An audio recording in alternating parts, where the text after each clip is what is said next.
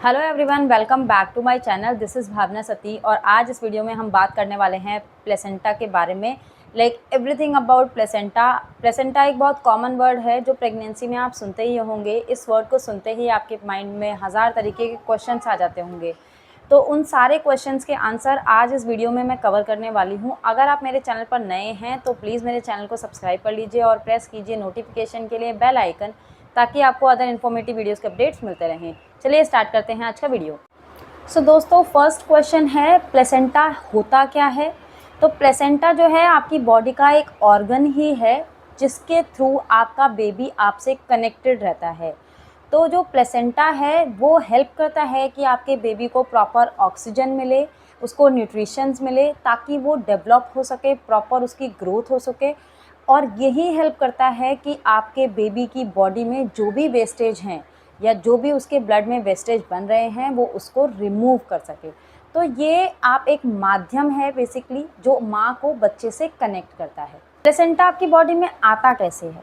Placenta जो है वो डेवलप होता है तब जब आप प्रेग्नेंट होते हैं।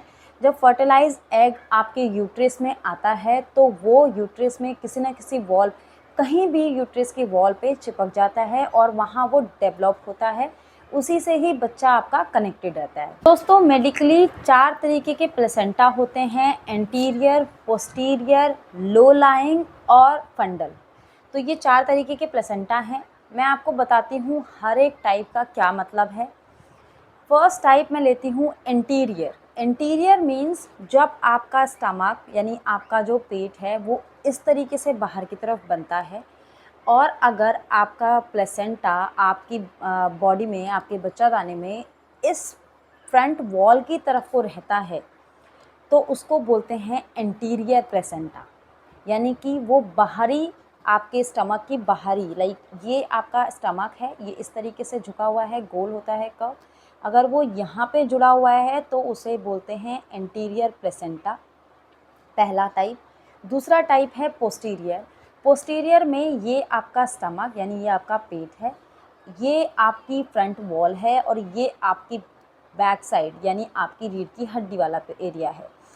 जब आपका प्लेसेंटा इस वॉल पे ना चिपक के इस बैक साइड वाली वॉल पे चिपकता है, यहाँ पे चिपकता है, तो उसे बोलते हैं पोस्टीरियर प्लेसेंटा। अब जो 2 अदर टाइप्स हैं वो भी मैं आपको बता देती हूँ। तो ये अगेन आपका स्टमक है। अगर आपका जो प्लेसेंटा है वो ऊपर की तरफ यहाँ पे चिपका हुआ है, बिल्कुल स्टार्टिंग ऑफ योर स्टमक, जैसे ऊपर की तरफ को, तो उसे बोलते हैं फंडल। ये इस टाइप को बोला जाता है फंडल प्लेसेंटा। और एक जो लास्ट टाइप रह गया दोस्तों वो है नीचे की तरफ को। तो यहाँ पे अगर आपका प्लेसेंटा आ जाए तो उसे कहते हैं लो लाइंग प्लेसेंटा। तो दोस्तों, जो आपकी नॉर्मल डिलीवरीज होती हैं उसमें अगर आपका प्लेसेंटा एंटीरियर है, पोस्टीरियर है, फंडल है, तो आपकी नॉर्मल डिलीवरीज में दिक्कत नहीं आती। हाँ, अगर आपका प्लेसेंटा लो लाइंग है तो उस केस में नॉर्मल डिलीवरी में प्रॉब्लम आ सकती है। ऐसा क्यों है? देखिए, जिस टाइम पे वो प्लेसेंटा डेवलप होता है वो बहुत छोटा होता है, लेकिन जैसे जैसे बच्चा बड़ा होता है ना पेट में, वैसे वैसे वो प्लेसेंटा जो है वो भी बड़ा होता है धीरे धीरे। तो जब वो प्लेसेंटा स्टार्टिंग में सपोज़ यहाँ पे अटैच है तब तो वो बहुत छोटा है, लेकिन धीरे धीरे अगर वो प्लेसेंटा बड़ा हो जाता है और आपके बच्चादानी के मुंह को कवर कर ले तो ऑब्वियसली आपको नॉर्मल डिलीवरी में दिक्कत आएगी ही आएगी। क्योंकि उस केस में क्या है कि जब आप बच्चे का प्रेशर नीचे की तरफ को आएगा तो बच्चा नहीं है वो बच्चादानी के मुंह पे, वो प्लेसेंटा है जो कि पहले बाहर आ जाएगा। और वो पहले बाहर नहीं आना चाहिए क्योंकि आपका बच्चा उसी की वजह से डेवलप हो रहा है। तो ये एक टेक्निकल रीज़न है कि आपको 4 तरीके के टाइप्स में से एक टाइप में सिर्फ प्रॉब्लम आ सकती है नॉर्मल डिलीवरीज़ में, वो भी तब जब स्पेसिफिकली वो प्लेसेंटा आपका बच्चादानी के मुंह पर हो। अगर वो इधर उधर कहीं भी और होता है तो आपको नॉर्मल डिलीवरीज़ में दिक्कत नहीं आएगी। प्लेसेंटा बॉडी में तब तक ही इम्पॉर्टेंट है जब तक आपका बच्चा आपके पेट में है। जिस दिन आपका बच्चा डिलीवर्ड होता है उसी दिन प्लेसेंटा को भी डॉक्टर्स रिमूव करके डिस्कार्ड कर देते हैं। दोस्तों यहाँ मैं थोड़ा सा बेबी की मोमेंट के बारे में भी बात कर लेती हूँ। तो एक और चीज़ समझिए, जैसे आपका अगर प्लेसेंटा यहाँ बॉडी के यानी स्टमक के ऊपर की तरफ को है तो ऑब्वियसली उस केस में आपको बच्चे की मूवमेंट्स का थोड़ा सा बाद में पता चलता है, लाइक 5 मंथ्स और उसके बाद।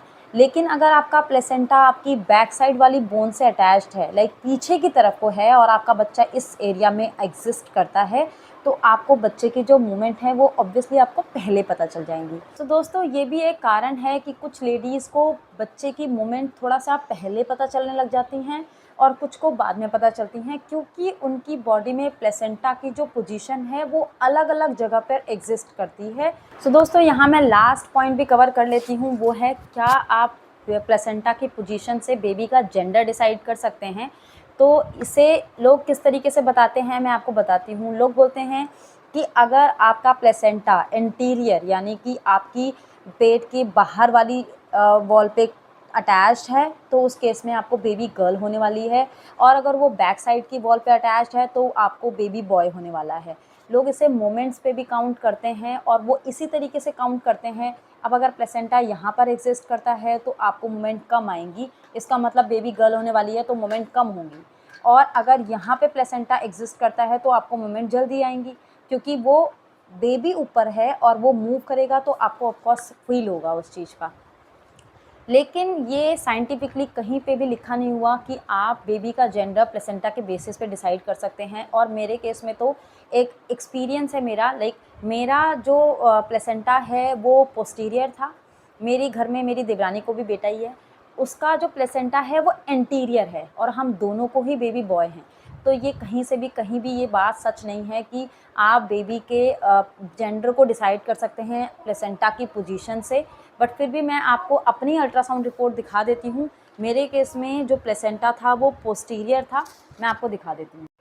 ये देखिए दोस्तों, आपको दिख रहा होगा प्लेसेंटा इज़ पोस्टीरियर। तो मेरे केस में ये प्लेसेंटा जो था वो पोस्टीरियर यानी बैक साइड वाली वॉल पे अटैच था।